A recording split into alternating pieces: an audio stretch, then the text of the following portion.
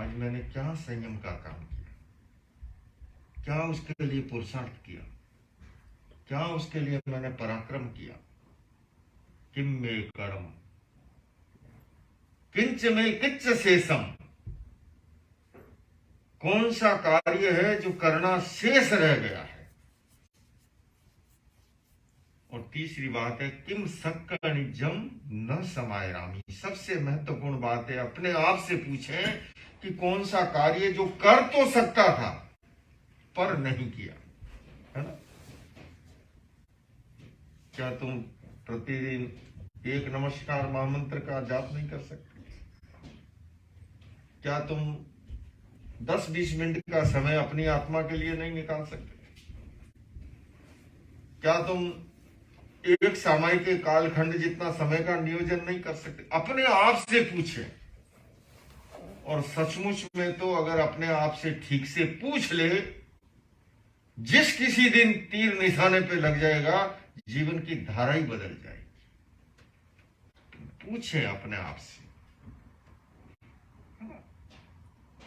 आदमी अपने आप से कम पूछता है, सामने वाले से पूछेगा और सामने वाले से भी ज्यादा उलूल जुलूल बातें पूछेगा। सीधी मूल मुद्दे की खुद के जीवन में कैसे परिवर्तन आए, क्योंकि उस पर तो अंगुली रखते ही चोट खुद को लगनी है।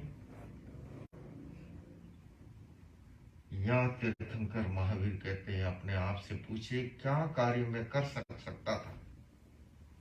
मुनि महाराज ठेठ भारत से चल करके वैंकूवर आ गए कि भाई जाएंगे वहां 10 लक्षण पर्व मनाएंगे, जैन समाज लाभान्वित होगा। तो क्या हम लोकल स्तर पर अपना घर छोड़ के घंटा 2 घंटे के लिए समय नहीं निकाल सकते? पूछे अपने आप से किम सक्कनिजम न समाय राम। पर यही बात जो योगीराज कृष्ण भी कहते हैं, भीतर बैठा हुआ वो मोह का भाव। अभी कह रहे थे ना, वो क्या पेफी कफ चल रहा है अभी, फीफा फूफा मेरे को सब समझ आता है। और वो फीफा के लिए जो है घंटों घंटों आंखें गड़ाए रखे बैठ जाएगा, है ना। लेकिन संयम के प्रति पराक्रम, संयम के प्रति पुरुषार्थ, जा जा बच्चे रैणी न सा पड़ित नियतई धम्मम च कुण मानष्ट सफला जंती राइयो। महावीर कहते हैं रात्रि दौड़ी जा रही है, जा जा बच्चे ही रहनी, न सा पड़ी नियत, लौट करके वापस नहीं आनी है वो। धम्मम च कुण मानष्ट सफला जंती राइयो, जो धर्म में रत रहता है, जो संयम में रत रहता है, उसकी रात्रियां सफल है, उसके दिन सफल है। हमने सफलता के मापदंड तो बहुत सीख लिए, बहुत विकास हुआ इस युग में। नई से नई एजुकेशन की फैकल्टीज, है ना, बड़े बड़े कोर्सेज करने के लिए लोग हिंदुस्तान से चल के यहाँ की नामी यूनिवर्सिटियों में पहुंचते हैं, है ना। महावीर के आगम के अंदर इतने स्वर्णिम सूत्र भरे पड़े हैं। आदमी ने सब कुछ सीख लिया, सागर की ऊंचाई को, सागर की गहराई को नाप लिया, आकाश की ऊंचाई को, पर धरती पर संयम के साथ कैसे जीवन जीना। ये जितनी समस्याएं हैं ना दुनिया की, ये और किसी की पैदा की हुई नहीं है। चाहे ग्लोबल वार्मिंग है, जलवायु परिवर्तन है, क्लाइमेट चेंज है, पैदा किसने की? ये खोपड़ी इतनी तगड़ी है, वरना प्रकृति ने तो कितना दे रखा है? देखो ग्रेटर पीसी के अंदर हम दिल्ली वाले तो तरस जाते हैं शुद्ध ऑक्सीजन के लिए, यहाँ तो ऑक्सीजन ही ऑक्सीजन है ना। पर जिन्हें सुलभ नहीं है उन्हें पता है, मुझे पता है मूल्य क्या है इसका। इसलिए सुबह सुबह जरूर वॉक पे निकलता हूँ। हल्की गुलाबी ठंड होती है तो भी आनंद आता है एकदम खुली हवा के अंदर। मैं जानता हूँ कि वहां फ्लाइट उतरने के बाद फिर यही दम घुटने वाला धुआं, वहां तो रोज ही धूप दशमी है। हाँ, वहां प्रकृति की धूप दशमी है, इतनी पराली जल रही है ना। राजस्थान साइड जाएंगे? नहीं, दिल्ली में आप आइए दिवाली के आसपास। हाँ, बहुत मुश्किल है वहाँ पर। राजस्थान में भी ऐसी हालत है, थोड़ी 19 हो जाएगी। नहीं, पर उतना नहीं है राजस्थान में, इसलिए बहुत अच्छा है। हाँ, इतना नहीं है, पर दिल्ली में तो बहुत बुरा हाल है। दीपावली के आसपास का जो समय है ना, आप समझ के चलिए रोज धूप दशमी ही है बस। तो ऐसे के अंदर जो है संयम का, पराक्रम का, मैंने कहा सारी विधाएं सीख ली, पर धरती पर संयम से कैसे रहे। एक प्रोफेसर साहब गर्मी के समय पढ़ने के बाद थक गए तो नदी के किनारे गए सैर करने के लिए। नाविक से पूछा कि भैया सैर कराओगे? उसने कहा साहब मैं तो ग्राहक का इंतजार करता हूँ, आप नाव में सवार होइए। प्रोफेसर साहब ने देखा नाविक जो है फटे हाल था, बेचारा गरीब था। अब साहब का थोड़ा अहंकार जो है ना जागने लगा। देखा, पूछा नाविक कितने वर्ष का हो गया? उसने कहा साहब मैं तो 3 BC का हूँ। बोले ये फिर क्या बोला है 3 BC? बोले साहब 20, 20 और 20। प्रोफेसर साहब ने देखा ये बिल्कुल ही गंवार है ना। सवार हो गए और थोड़ी देर में पूछा अच्छा ये बता, अरे नाविक तू साइकोलॉजी जानता है कि नहीं? उसने कहा साहब मैं तो साइकोलॉजी। तो बोले रे 60 वर्ष का हो गया और अभी तक तू साइकोलॉजी नहीं जानता? तेरी आधी जिंदगी मिट्टी में गई। उसने कहा साहब गई तो गई, पर मुझे तो साइकोलॉजी नहीं आती। नाव चल रही थी, थोड़ी देर हुई, साहब ने पूछा ये बता बायोलॉजी तो जानता है? इसने कहा साहब ये फिर कौन सी बीमारी है? मैंने तो नाम ही आज सुना। बोले बायोलॉजी नहीं जानता, 60 वर्ष का हो गया अभी तक, आधी जिंदगी और मिट्टी में चली गई। थोड़ी देर हुई, साहब ने पूछा अच्छा ये बता फिजियोलॉजी तो जानता है? इसने कहा साहब हाथ जोड़ता हूँ आपसे, मैं तो रोजी रोटी का काम जानता हूँ, नाव चलाता हूँ, पेट भर लेता हूँ, मुझे ये लॉजी वही नहीं आती।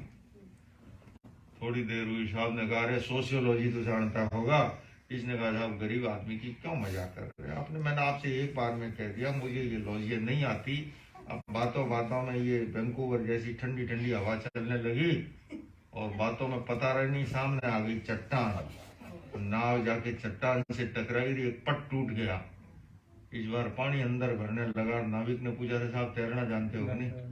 बोले तैरना तो नहीं जानता। बोले मेरी 4 बार में गई थी, आपकी एक ही बार में जा रही।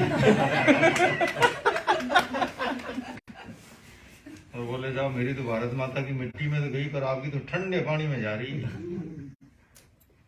बंधु और बहनों, प्रोफेसर साहब ये टेरियोलॉजी नहीं जानते थे, सारी लॉजियां बेकार है ना। मनुष्य जन्म मिलने के बाद सचमुच में ये देव दुर्लभ है। जितना जैसा रीजनिंग माइंड मनुष्य को मिला है किसी प्राणी को नहीं मिला, जितना सक्षम नर्वस सिस्टम मनुष्य को मिला है अन्य किसी प्राणी को सुलभ। इसलिए यही नहीं कहा गया कि देवलोक के देवता भी तरसते हैं। नर से नारायण बनने का एकमात्र आत्मा से परमात्मा बनने का कोई साधन है, ये मनुष्य जीवन है, मनुष्य भाव। और ऐसे के अंदर भी हम उसको असंयम करती वासना के अंदर है ना एकांगी रूप से झोंक दे, जबकि हमारी भारतीय संस्कृति में सदैव संतुलन की बात रही है ना। आप चाहे उपनिषद क्यों न पढ़ लो, उपनिषद में भी पुरुषार्थ चतुष्टय की कल्पना की गई। अर्थ, काम, धर्म और मोक्ष। धर्म का अर्थ और काम से कोई विरोध नहीं है, पर धर्म का यह अवश्य कहना है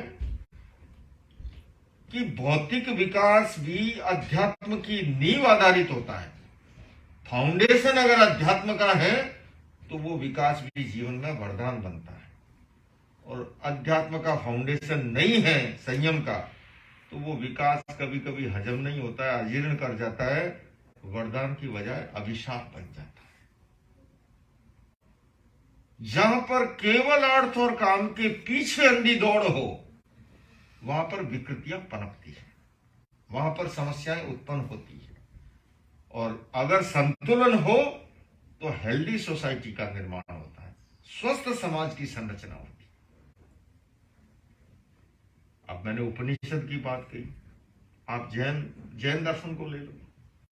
भगवान महावीर ने मुनियों के लिए 5 महाव्रत का विधान किया, अहिंसा, सत्य, अस्तेय, अचौर्य, ब्रह्मचर्य, अपरिग्रह, ठीक है। लेकिन हाउस होल्डर के लिए, श्रावक के लिए उन्होंने 12 प्रकार के अणुव्रत का विधान किया।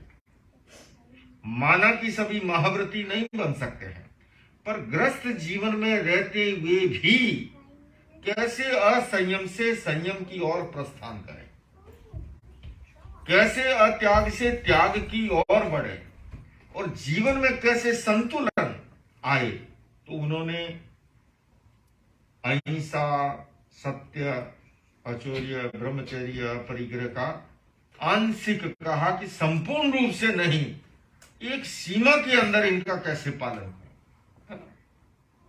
भोग और उपभोग के सीमाकरण का जो ये सिद्धांत है ना बंधु और बहनों, ये भगवान महावीर का 60 जीव निकाय की मौलिक प्रस्तावना है।